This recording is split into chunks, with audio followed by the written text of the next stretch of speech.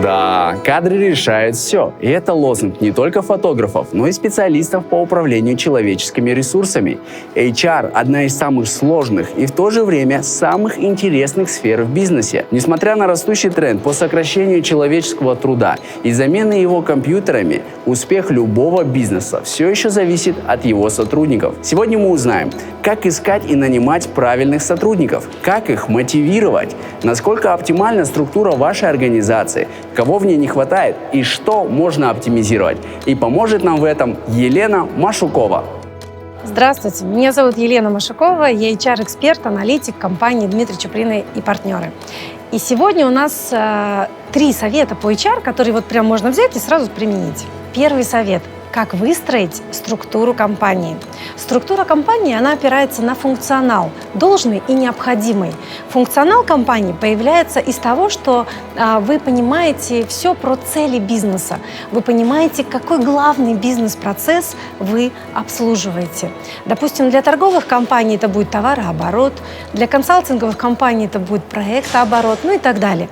Так вот, под этот главный бизнес-процесс нужно понять, а кто наши поставщики и кто наши клиенты. От этого будет зависеть, много будет функций или мало. Когда вы это все проделали, теперь самое главное, нужно выстроить функционал. Кто будет обеспечивать этот процесс?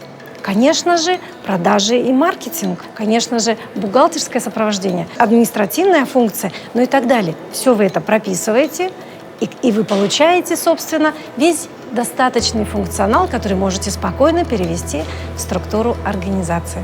Ну что ж, второй совет касается найма. Ну куда же без него, потому что если вы нанимаете неправильных людей, это наносит большой ущерб бизнесу. Как сделать ваш найм очень продвинутым и очень современным? Первое, что нужно делать, это посмотреть на компетенции уже работающих таких людей.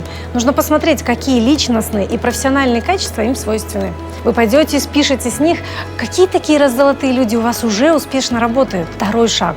Вам нужно понять, какими инструментами вы будете пользоваться, чтобы обнаружить эти качества у ваших соискателей. Это могут быть вопросы, это могут быть кейсы, это могут быть тесты, анкеты, все что угодно.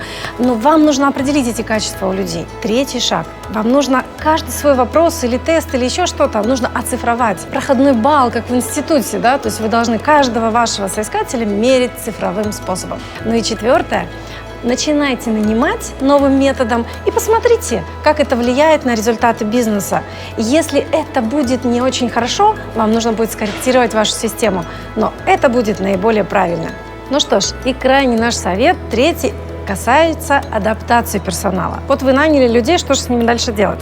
Адаптация крайне важна на самом деле, потому что мы уже платим людям деньги, а они еще работают на четверть или на половинку своих усилий. А как сделать так, чтобы потенциал вашего сотрудника раскрылся больше, сразу, с самых первых дней? Первое, что будете делать, это опишите карту знаний по данной профессиональной группе. Что он должен уметь и знать, чтобы быть полноценным? Второе, вам необходимо формализовать эти знания. Нужно говорить про то, что новичок должен получить какую-то книгу, какой-то документ, где эти все знания будут, вот они ему даны на блюдечке. Третий момент.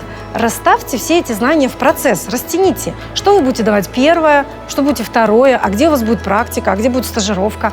То есть вам все вот эти нужные вам вещи нужно максимально расставить так, чтобы человек за короткий промежуток времени получил все знания и навыки, которые ему необходимы. Ну и, конечно же, не забывайте анализировать свои результаты. Это поможет вам делать вашу деятельность более правильно. Спасибо. Надеюсь, зрители нашего канала смогут воспользоваться данными методиками при управлении человеческими ресурсами. До новых встреч!